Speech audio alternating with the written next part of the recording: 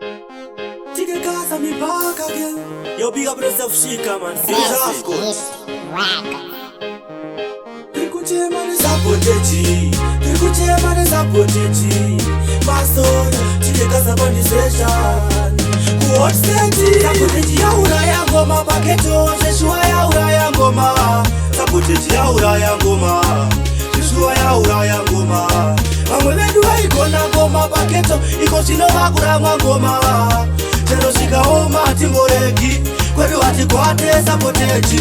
Tekutanga, sinotanga kumafanzi, barowa nembanje dzamgara gwinzi. Nonza chinzi zanzi, hanzi vanogaya kwazi munhu totora chibanzi. Chechitu, tenda kuma DJ pozangu, ma DJ edoya ane dzungu.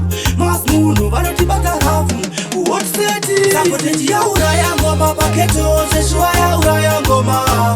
Sapotechi ya uraya ngoma, seshua ya uraya ngoma.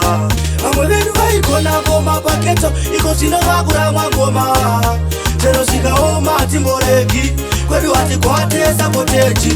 Pfungwa dzavo kuda kuti sapoteta, vanogaya kwimba ngoma zvimwe tikakoreka. Vanotitima maiki papasa-pasa, vanorwadziwa nekuti tinogona basa. Tipe mukana muone zvatinoita, vamunoisa pamaposta tinovakunda. Umwe uri kutangira mustudio, vari kusiyanisa quality yenziyo. Sapotechi ya uraya ngoma paketo, seshua ya uraya ngoma. Sapotechi ya uraya ngoma, seshua ya uraya ngoma. Amwebedu vaikona ngoma paketo, iko sino wakurama ngoma. Chero shika oma timboreki, kwedu hati kwate sapotechi.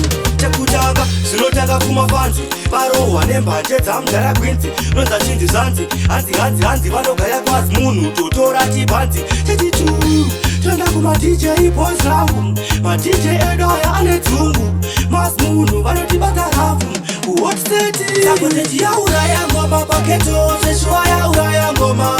Sapotechi ya uraya ngoma, seshua ya uraya ngoma. Amwebedu vaikona ngoma paketo, iko sino wakurama ngoma. Tero shika oma timboreki, kwedu hati kwate sapotechi. Sapotechi ya uraya ngoma paketo, seshua ya uraya ngoma. Sapotechi ya uraya ngoma, seshua ya uraya ngoma. Amwebedu vaikona ngoma paketo, iko sino wakurama ngoma. Tero shika oma timboreki, kwedu hati kwate sapotechi.